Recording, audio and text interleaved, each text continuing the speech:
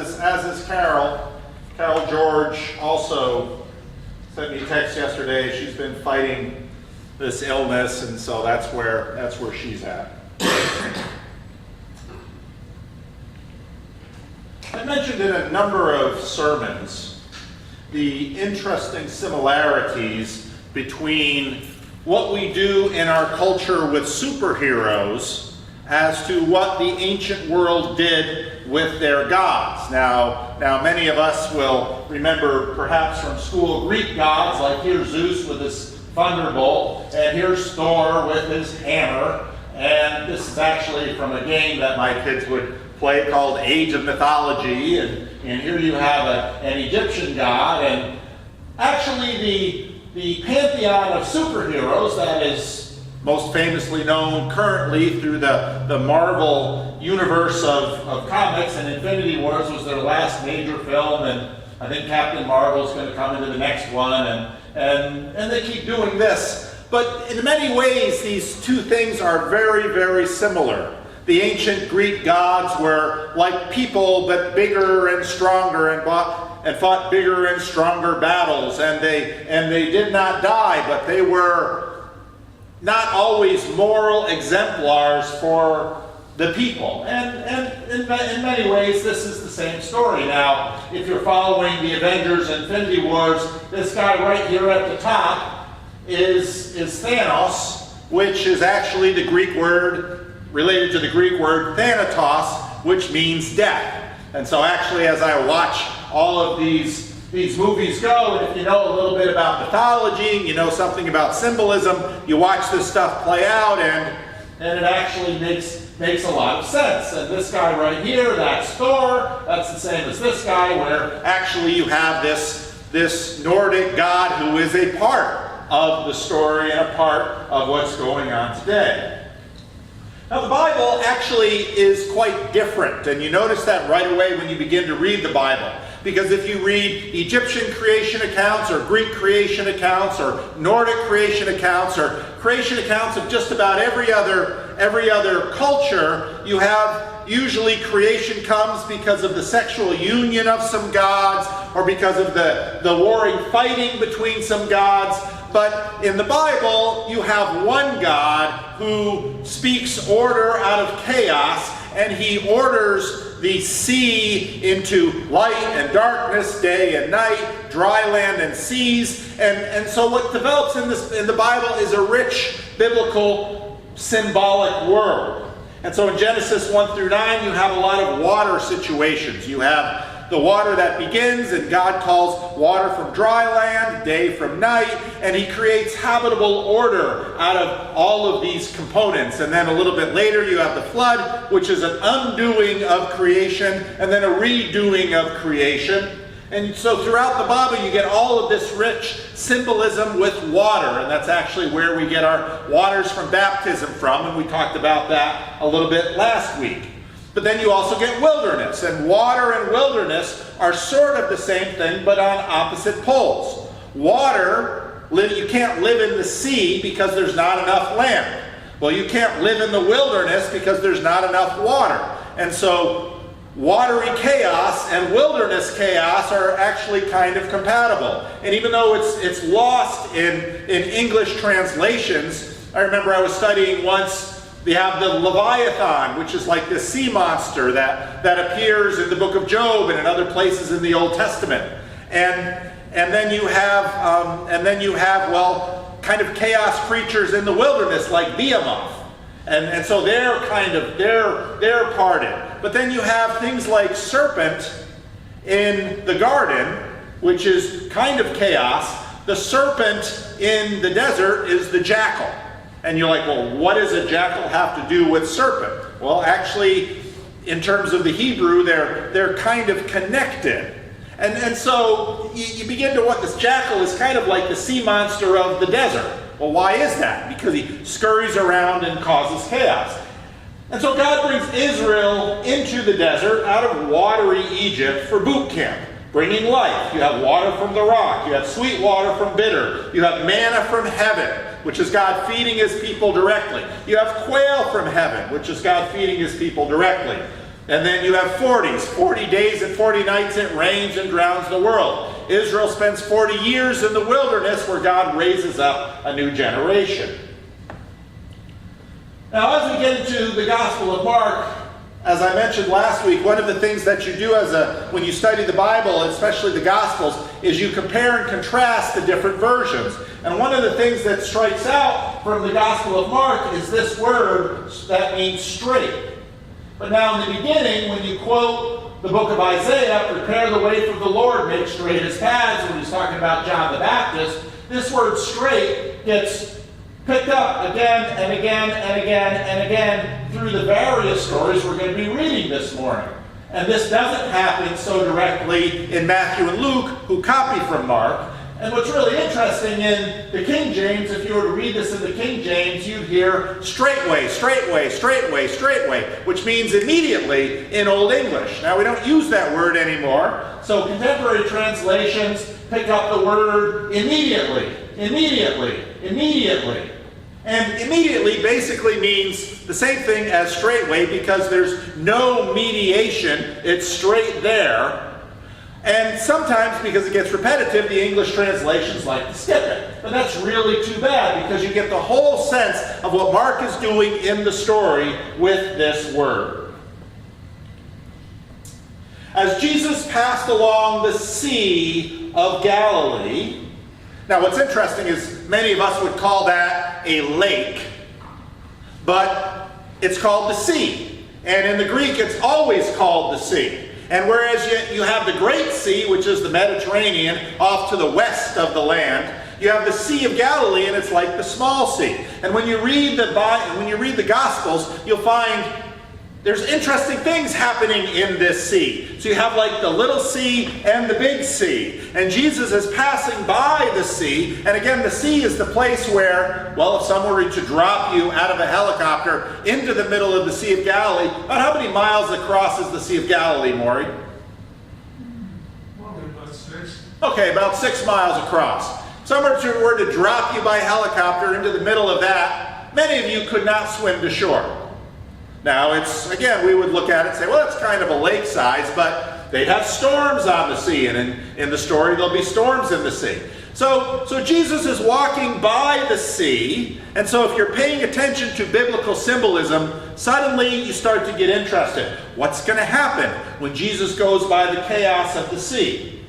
He saw Simon and his brother Andrew casting a net into the sea, for they were fishermen. Now, again, we just listen to this and we think, yeah, fish live in the water, and they have nets and they have boats, and we almost never think about what fishermen are symbolically when it comes to the Bible. Well, if you kind of follow along the lines of the symbolism of sea and wilderness, remember we've been in and out of the wilderness, and we're going to continue to be in and out of the wilderness in Mark. Sea is a funny place, and fishermen do a funny thing. They go out into the place where life can't be because you drown in water, and they take nets and they derive their life from the chaos of the sea. And these are the people that Jesus first selects. And I would assert that that is in fact symbolically rich. Now what's interesting too is that we have this word fisherman. And at the root of the word fisherman is what word? Fish. It's not that way in Greek. In Greek, they have a different word that we translate as fishermen, but the word is basically catchers. These are catchers. Now, if I were to say catchers in the text instead of fishermen, you wouldn't always be thinking about the fish. You'd be thinking about the catching.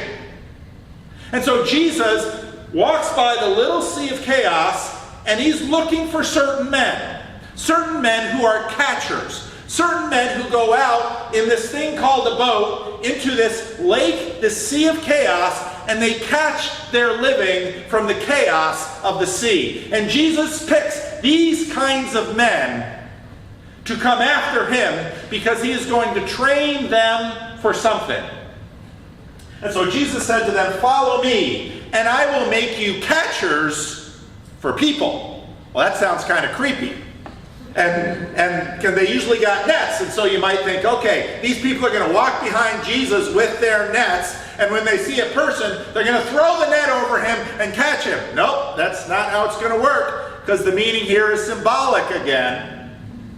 But notice, and immediately, there's the word, they left their nets, because they're not going to take their nets. They're not going to need their nets when they become catchers of people. They're going to catch them with something else. And you begin to get the sense that Jesus himself will be the net. Now, if you know your New Testament Bible stories very well, immediately your brain starts thinking, how many times didn't Jesus fill their boats with fish? That's because he's the net. Well, how is Jesus like a net? Well, pay attention. We'll get there. As they went a little further, they saw James the son of Zebedee and his brother John, who were in their boat mending the nets. Immediately, he called them, and they left their father Zebedee in the boat with the hired men and followed him. Now, this immediately thing is something that people have looked up and have thought about. Now, why would these were basically middle-class people. They owned their own equipment. They probably had stable businesses feeding people. So they weren't really the poor. They weren't the wealthy. They were basically working-class people. Why would they leave their small businesses and follow Jesus? Obviously, because they had a vision that this was more important than what they were doing. But what they're about to do is kind of like what they've always done, which is why Jesus selects them. Now, usually we stop the sermon at this point because we take these little bits of stories and that's what we teach on. But what I'm going to do today, and what we can do in Mark because it's so short, is I'm going to run through a bunch of stories and show actually how these stories all work together. Then they came to Capernaum. Now again, you would think, well, Jesus is talking about the Sea of Galilee. That's just a place. And Capernaum, that's just a place. But what is the Sea of Galilee? It's the little chaos area, kind of like the big one, but a small one. Things are just getting started. Jesus is prototyping. He's gathering his crew. He's going to train them. And he's going to train them. If you want to train someone in something they've never done before, you start small. So now they go to Capernaum. Now, Sea of Galilee is to Great Sea, as Capernaum is to the sea of humanity. Because what is a town? It's a sea of people. Plenty of chaos, plenty of disorder. They went to Capernaum. And when the Sabbath came, now Sabbath is important because again, if you remember Genesis 1, the seventh day is the Sabbath where God rests. And we always think rest means, But in Old Testament imagery, rest means now God has completed the thing that he was building, which is the world, and says, now it's going to function.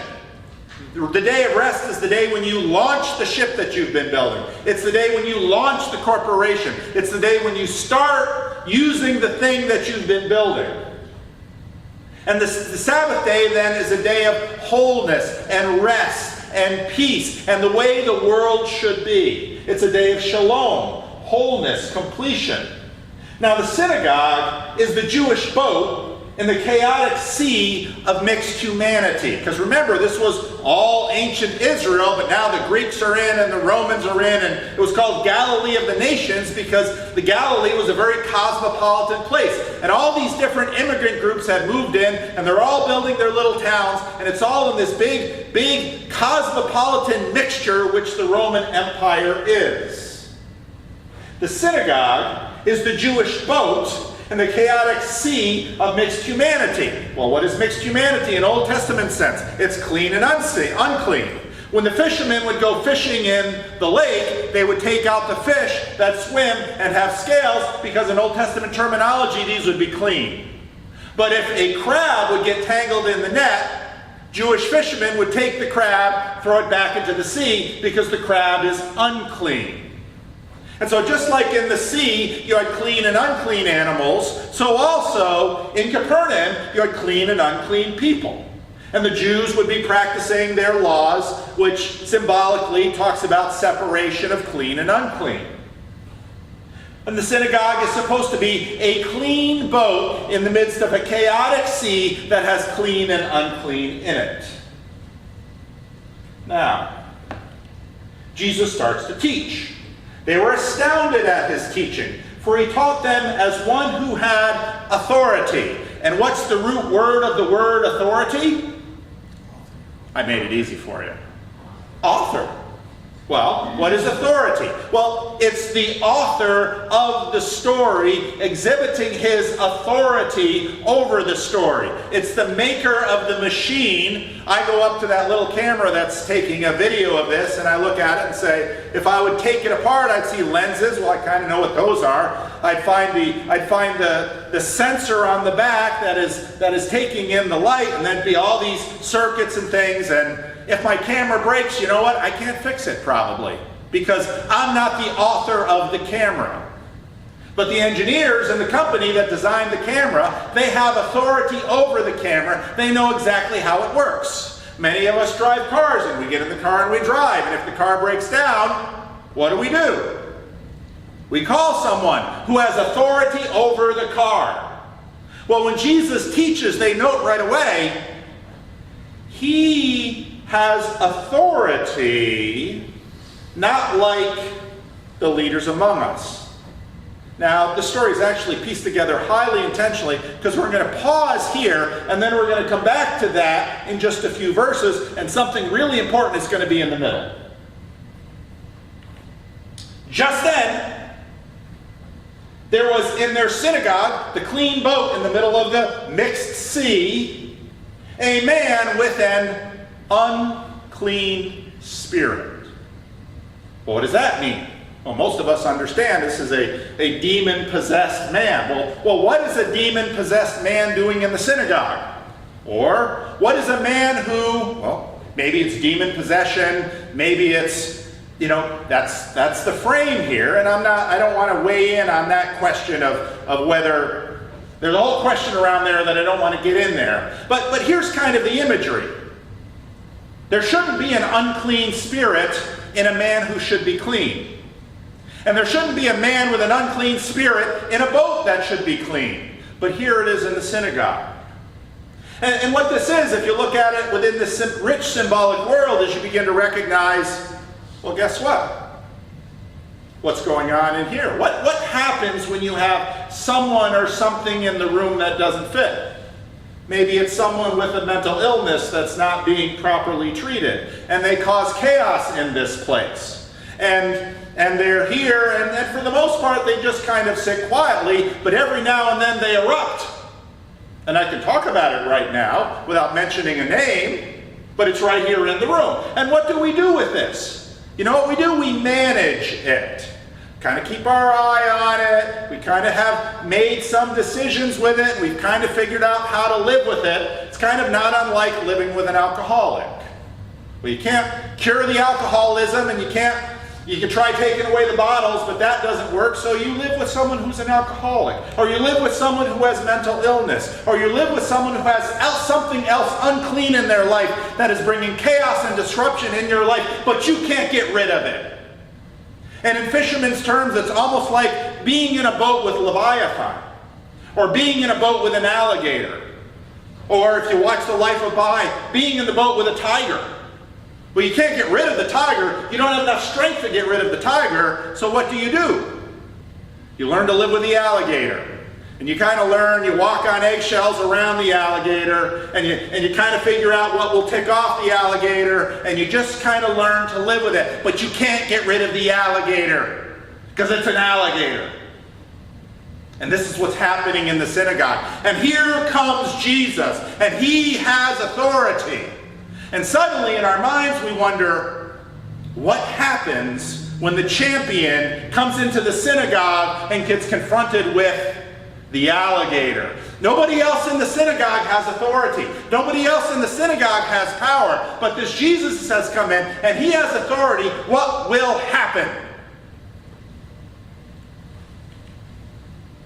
This is the serpent in the garden.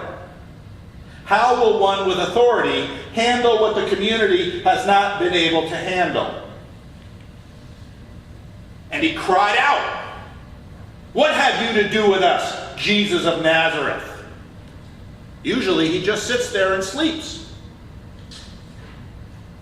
Have you come to destroy us? I know who you are, the Holy One of God. But Jesus rebuked him, saying, "Be silent, come out of him." And the unclean spirit, convulsing him and crying in a loud voice, came out of him. There's this great scene in the Two Towers in the Lord of the Rings series when Theoden has been possessed by the wizard who's turned corrupt, Sauron, and Gandalf comes in acting like an old man in his cloak. And when confronted with Theoden, he pulls off his gray cloak, and it's Gandalf the White, and he pulls Sauron out of Theoden. Because here's the thing. What do you do with the alligator in the boat? Maybe you throw the alligator out, but what if the alcoholic in the house is your father, or your husband, or your son? You don't want to throw them out or they might die. But you can't get rid of the unclean spirit that is possessing your loved one. So here, right there in that moment, you have the issue that plagues humanity, that we don't know what to do because we have no authority. We can't fix other people and the unclean spirits that inhabit them. We can't solve it, but Jesus now comes in. And now the unclean spirit that might have slept through every service at the synagogue wakes up and says, "You're a threat to me." And Jesus says, "You bet I am. Today is your last day. Be gone." And he fights Jesus, but he has to flee. Now what's everybody in the synagogue going to do? You think they slept through that day in the synagogue? I don't think so. Now everybody's going to talk. They were amazed. And they kept asking one another, "What is this? A new teaching with authority. He commands even the unclean spirits, and they obey him." At once his fame began to spread throughout the surrounding region of Galilee. As soon as they left the synagogue, again, straightway, immediately, that Greek word just drops right in. They entered the house of Simon and Andrew with James and John. Oh, these are the four. These are the fishermen that pull life out of the sea of chaos. These are the four that work boats. Boats, synagogues, churches. This is all starting to piece together. And they walk in, and not only is there an unclean spirit in the synagogue, but there's sort of a spirit, an illness, in the mother-in-law of Simon in his own house. Now Simon's mother-in-law was in bed with a fever, and they told him about her straightway, at once. He came, and he took her by the hand. He touched her. That's really important. And next week, when we get into those stories, that will be even more important, because we'll have an unclean man that Jesus touched. And in the Old Testament, if you touch something unclean, you become unclean. But with Jesus, when Jesus touches the unclean, they become clean. So he touched her by the hand and lifted her up. And then the fever left her. Bang! Like that. And she began to serve them. Serve them why? Because this is what we're made to do. The greatest in the kingdom of heaven is the servant of all.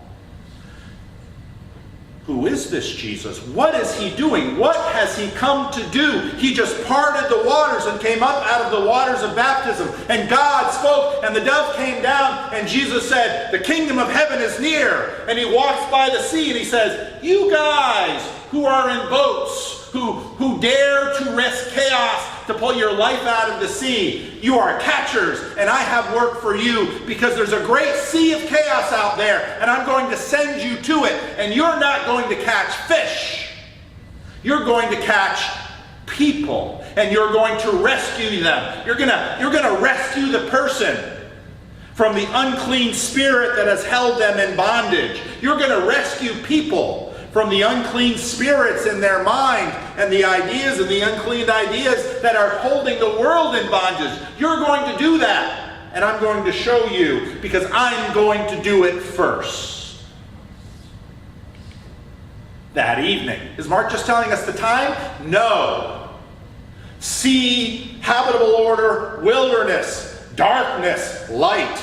If I were to turn off all the lights, and if we blocked off all the windows, and we'd feel the darkness, and we'd have a sense of it. And if you read the Gospels, it's always Jesus says, I am the light of the world. No longer to the people walking in darkness, Isaiah says, a new light has come. So now it's evening, and now it's time for the Battle Royale. Jesus has walked into the little sea of Capernaum, and he has troubled the unclean spirits, and now in a sense we have a strange twisting of the story of Sodom, where the angels come in to pull Lot and his family and rescue them from Sodom, and the whole town gathers around their door to do violence to the angels. Now the town gathers to Jesus, and what's Jesus going to do? Jesus is not just going to do a little healing over in a house somewhere. Jesus is going to raid the hospital and empty it of everything unclean. Jesus is going into the sea, and he's doing battle with chaos. Jesus is coming in, and there's going to be a fight the likes of which no one could ever have imagined. That evening at sundown, they brought to him all who were sick or demon-possessed. And the whole city was gathered around the door. Imagine the sight. It's dark, and they've got everyone in the town who they know. There's people who are shaking their heads, sitting in the back, talking to themselves. There are people who are yelling. There are people who are scratching themselves. There are people who are so depressed they can't get out of bed. There's alcoholics, and there's drug addicts, and there's people with cancer, and there's people with heart disease, and there's people with crazy ideas that are messing up their entire family. And they're all coming to Jesus. And Jesus is healing them. And order is coming from this place of chaos. The whole city was gathered around the door, and he cured many who were sick with various diseases and cast out many demons. And he would not permit the demons to speak because they knew him. And those of you who watched Infinity Wars remember when Thor comes down with, yeah, that's kind of what the disciples are like. Thor comes down, and the Avengers are losing, and he comes down, and he kind of mops up the whole scene. Only here's the strange thing about our superhero movies. Notice that the superheroes mostly just use violence and kill and destroy, because this expresses our impotence. So if you have someone who is causing disorder in the house, and you have no authority over that spirit, you put them out of the house, or you put them in jail, because you have no authority. But Jesus comes, and he has authority. He saves the person from the spirit. We can't. This expresses our impotence in these new myths we're creating out of Marvel Comics. This reveals the limited set of tools that we employ to gain mastery over each other. Our battles are really battles. The demons are similar. They are not authors. They have no authority, but Jesus is the author of life. The Son of Man reveals himself, but in a small way in place, because he's training his disciples, and he gives samples of the bigger redemption. He encourages his people. He is their champion, and he recruits those who will conquer like he does, because everyone is imagining Jesus is going to raise an army and win battles soaked in the blood of his enemies. But Jesus fights in a different way. He comes to town, and what does he do? He doesn't need to kill them. He heals them. We can develop bombs and nations and navies and militaries to kill our enemies. And we have no weapon to heal the chaos or unclean spirits. Is there healing today? Are there miracles? Yes. But does Jesus heal the kingdom in? Or are miracles samples of the age to come? You see, there's a difference between the Marvel climax and the gospel climax. Will Jesus, in the last moment on the cross, call down lightning to strike the Roman soldiers and the mockers? We would expect to see that in a movie. Will Jesus come down off the cross exactly as the mockers jeer him to do? That's what we'd expect to see in a movie. What will be the means of redemption? We build armies to win our victories in the blood of our enemies. And Jesus walks in and says, blood needs to pay for this chaos. I offer mine. And we hear that and say, you don't win wars this way. And Jesus says, but you do. That's how I conquer. Now Jesus is teaching his disciples. And the way you teach is this. It's very simple. I do, you watch. I do, you help. You do, I help. You do, I watch. That's how you teach someone. But you'd say, yeah, but I can't go into the hospital and clean it out and make the hospitals obsolete. No, the time is not yet.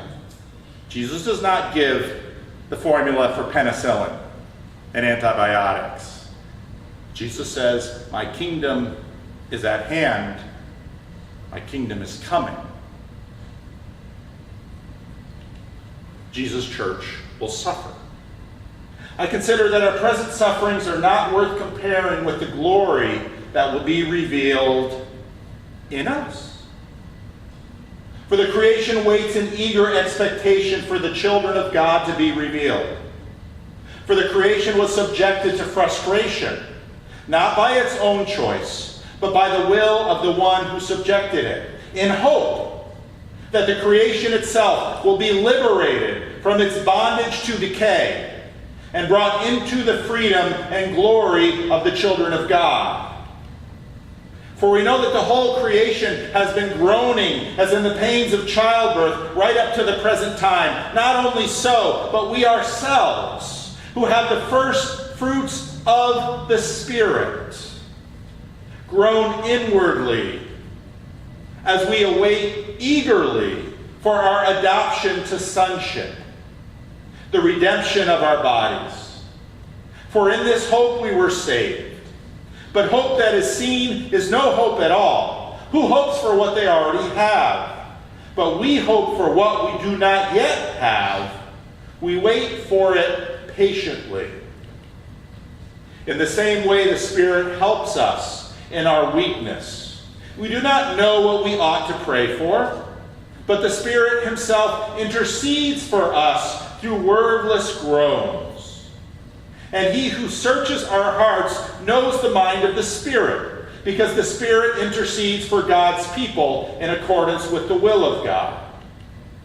We know that in all things God works for the good of those who love him, who have been called according to his purpose. For those God foreknew, he also predestined to be conformed to the image of his Son. You will be like him. You say, well, I'm not a first century Jewish man. No. But that's not the identity or the aspect we're looking at. For those God foreknew, he also predestined to be conformed to the image of his Son, that he might be firstborn among many brothers and sisters. And those he predestined, he also called. And those he called, he also justified. And those he justified, he also glorified. What then shall we say in response to these things? For if God is for us, who can be against us? That is the word. Now, many of us will continue to live with alligators in the boat. And we pray for that day. And we lean into that day. He does, we watch. He does, we help. And Paul says someday, we do, he helps. We do, he watches. This is what you're called to. Let's pray.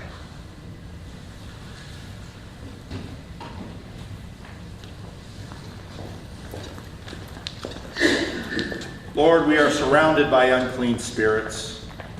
We are ourselves infested by them. And we await the adoption of ourselves fully and completely in you. Parts of us resist, Lord, yet. May we stop that foolishness. May we look forward to the day when the decay will end and we will be revealed as your children. Help us, Lord, to see, and help us, Lord, to live. Hear our prayer in the name of Jesus. Amen. Would you stand?